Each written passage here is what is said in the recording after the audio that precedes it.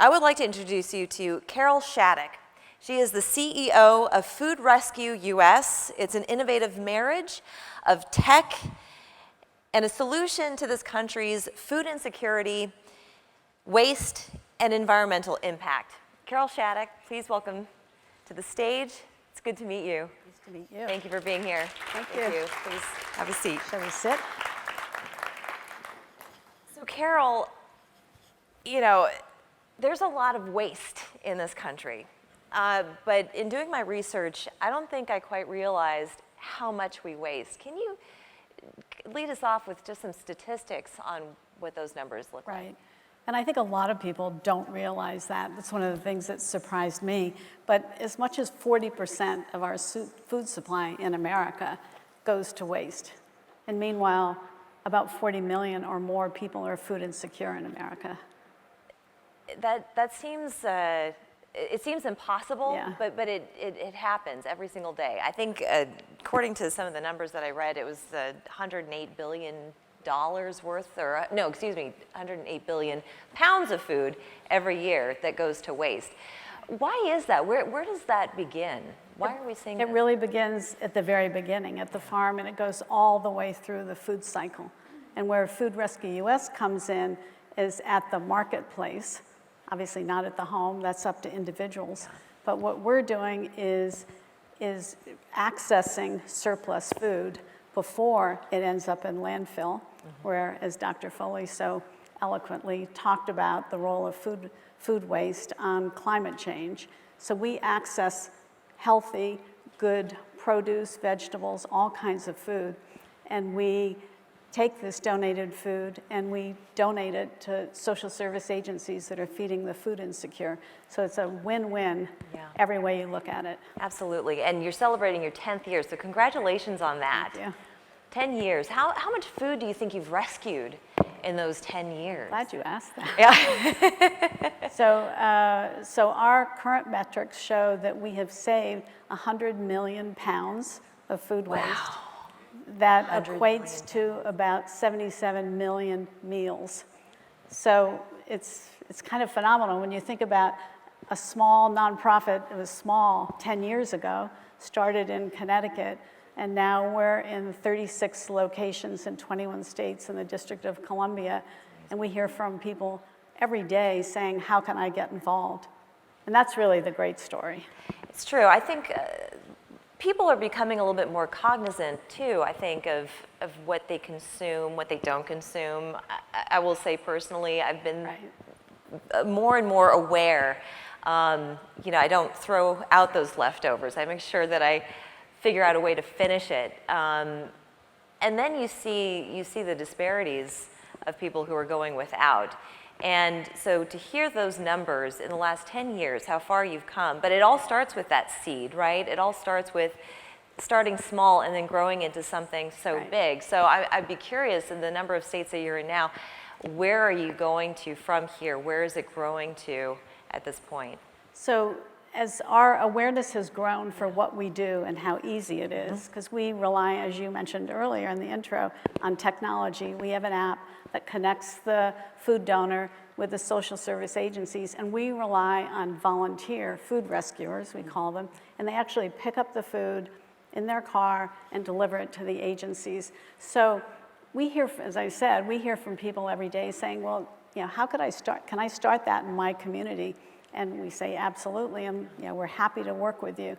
So I think more and more people, especially as they understand, hunger people understand, especially through the pandemic, it became, you know, really high profile how many people are food insecure. I think the food waste and the impact on the environment is just, people are becoming more and more aware of that. They say, what can I do? And so as they learn about our platform and how actually easy it is to get involved, they reach out to us all the time. So it's, where are we going? I mean, our goal is to be in every state, and we need to be. Yeah, absolutely. It's a crisis. Both are crises. And you mentioned the app, and I'd like for our audience to better understand how exactly it works. Because when you go to the website, for instance, it's a rather simple website. It's very straightforward. Right. You know, so there's really no guesswork. Intentionally. Exactly. But there's no guesswork in Right. how you can chip in and how you can help and how it works. But maybe you could let our audience know exactly what the process is from beginning to plate. Right. So obviously we need to be in your location. Yes. We need to be in your community, and we're building communities. So if a community, a leader or someone, a volunteer raises their hand and says, I'd like to start a Food Rescue US location or site in my community. So we help them do that. We get them onto the app.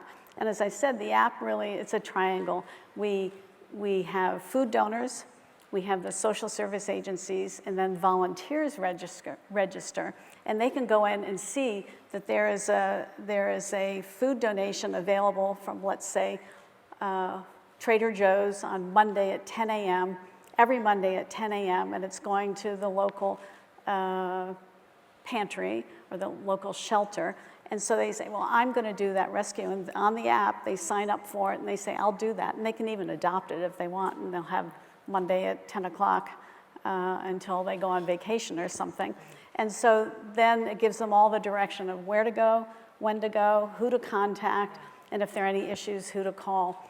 But it takes a site director to pull it all together, to get the food donors, to bring in the agencies, and then to recruit the volunteers. But we've proven over and over again that it works. And some of our sites have grown just incredibly fast. Miami, they, in the Super Bowl, February 2020, which seems like a long time ago, Yes. at the Hard Rock Stadium, they rescued over 40,000 pounds of Wow. surplus food. And they can't afford to run out of food, No, and so they had a absolutely. lot of food. So, and yet, on the other hand, we do small rescues. We'll pick up from a bakery. At the end of the day, they have excess, they have their bread. Maybe they have 12 loaves of bread, and they're not going to sell that the next day. Yeah. So we rescue that and take that. Because that would be a lot of croutons. It'd be a lot of croutons if you didn't give it away. Exactly. Right? So for businesses who are interested in becoming donors themselves, Right. so they just go to the website and they say, hey, I'd like to donate my leftovers. And Absolutely. Yeah. And so, I mean, we field calls all the time, or emails, or primarily emails about how can I get involved. And if we're not in their community, then we'll put them in the queue or put them on the list. And when someone raises their hand and says, I want to start in that community, then we'll help them. But And the food supply itself, does it run the gamut from fresh produce to dairy to, how do you handle spoilage? Right. So one of the really important things about our model is that we're direct transfer. So we don't have warehouses, we don't have trucks. So it's essentially like if you or I go to the grocery store and buy our food for the day or the week, and we take it home and put it in the refrigerator. So we're able to very quickly turn that food into usable food for the agencies. And we really spend a lot of time getting fresh vegetables and fruits and things that folks who are food insecure either can't afford or don't have access to, especially kids. I mean, there are millions of kids in America and around the world who are food insecure. That's right. And they're so vulnerable on so many levels. So getting the fresh produce and the vegetables are really, really key.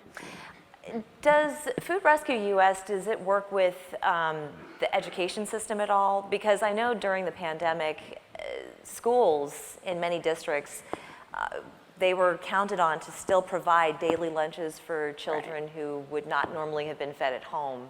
Right. So one thing I will say, pre-pandemic, we started rescuing from a number of schools. So you think about, there's food waste everywhere. Schools, hospital cafeterias, corporate dining.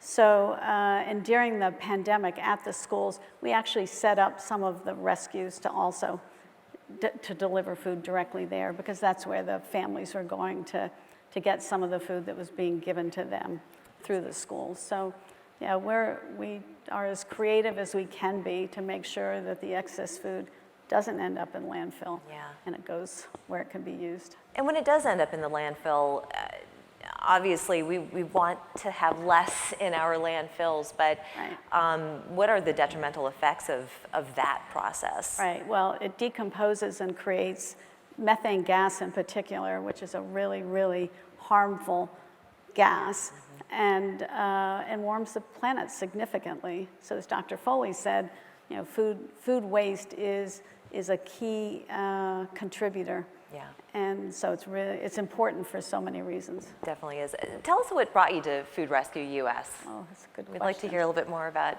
your So history. I've been in the not-for-profit sector for a long, long time, and I was with another organization and a friend who I became to know well there. She was involved with, and she's actually here today, she was involved with Food Rescue US, which was initially called Community Plates, and asked me if I would come on the board, or if I would consider coming on the board. And so they asked, and I said yes. And a few years later, they asked if I would move over to the CEO role on an interim basis, but that didn't last long. No. Interim turned into permanent. Right. Yes.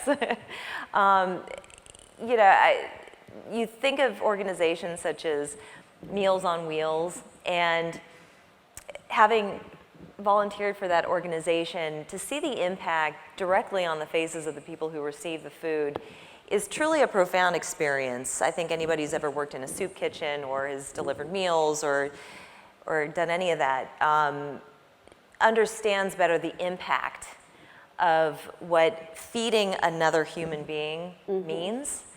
And growing up in the restaurant business, I know what it means, the impact that it has on someone's life. But this is just another way of making sure that you have that impact on someone's life, that you are filling their stomachs, that you are helping them to live a healthier life. So I'm really glad you mentioned that, because something we hear all the time from our volunteers, many of them will bring their kids along. And because they're part of a community, and they're part of a community effort to help feed the food insecure and keep the food waste out of landfill. So they're going to agencies and maybe parts of a community that they've never been to, and they're bringing their kids, and their eyes are being opened, and I think it creates a lot of empathy and connection that is really important. So we love, and then some of the kids eventually get driver's license. They become food rescuers too. We have high school kids. You know, we had one young man in Connecticut who spent a good part of his summer rescuing food. Really? Yeah. That's how he chose to spend his summer. When he wasn't going to golf tournaments, Right. he was rescuing food, and it fit really well apparently. So Yeah. it's a great education for everybody, and we all need to step up. And our solution, because we've proven, it's a relatively easy way to make a difference in a short period of time.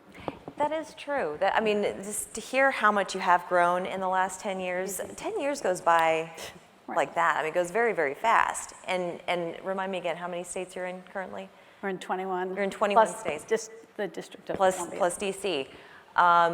So in another 10 years, or maybe even after today, in 5 years, we'll see another 20 states. So I think on May 30th, the New York Times did a piece on 9 things, this is post-pandemic, except it obviously wasn't post-pandemic, but the 9 things that you can do to make a difference.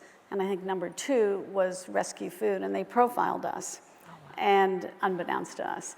We heard from 200 people saying, I want to learn more. So the people are out there who want to make a difference, and some of them are just looking for, how can I do that? Well, you're creating the tool and putting that tool in the hands of the people who want to do this. Exactly. And I love that you did bring up empathy, because, I mean, it's inherent. You go and you rescue food and you know who it's going for, but there is that extra level of empathy that you have for your neighbor. Absolutely. And teaching that to our younger kids as well.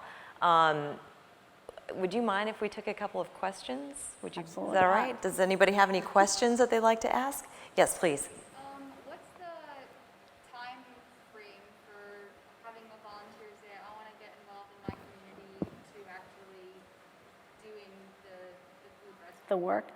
I think it depends on where you are, and we have people who talk to people every day about starting, and so we have a process to make sure that somebody has the time to do it, and we have a lot of volunteer site directors, which is another beautiful thing. So it's a conversation, and to make sure someone's really serious about it, and once they understand what they need to do, which I think I already said, really it takes 1 or 2 food donors. You go to your local grocery store, or you go to a corporation with a kitchen, corporate kitchen, and then finding the social service agencies, you know, it's not hard, and that's sort of, it's the sad story, but it's the good story, because there are a lot of organizations that are helping people out there. And then you need 5 to 10 volunteers. You might end up, if you're the site director, you might end up doing some of the rescues at the beginning, but you can build a small team pretty quickly. And then, as we've seen over the years, some of them just take off. DC is just a really active community. Miami, as I mentioned, Yeah. Detroit, and then we have some wonderful small communities that are doing, I mean, feeding one person. One of the things I've learned from my not-for-profit days, you focus on helping one person at a time, and then you end up helping thousands and hundreds of thousands. So we start small, and the site directors take it with their team where they can and where they want to take it. Yeah, that's wonderful. Did anyone else have a question? Yes. I just wanted, my name is Christopher Riccio. I'm with the Democratic National Committee, and I heard great things about you. I'm from Connecticut. And John Poquette, EBFM, you were on here. Yes, you're right. It was. So Oh, okay. Thank you. Well, I think that's a wonderful note to lead into our next session here. Food Rescue US, I think anybody who's listened to what Carol had to say can now go home, tell your friends, and then you feel good about yourself in the process. I mean, it's selfishly speaking, but I think it's a wonderful thing that you're doing. I just had one other quick question. It's Food Rescue US. Are you thinking of expanding into other countries, taking any of the food from the US, donating it to other countries? At this point, not. I mean, No. I mean, there's need we everywhere. need it here. Yeah. And, you know, right now we're really focused in this country. I mean, I grew up living all over the world, so I saw firsthand the needs, especially in the third world countries. But, you know, the fact in America, where we have so much, we have so many people who have such needs.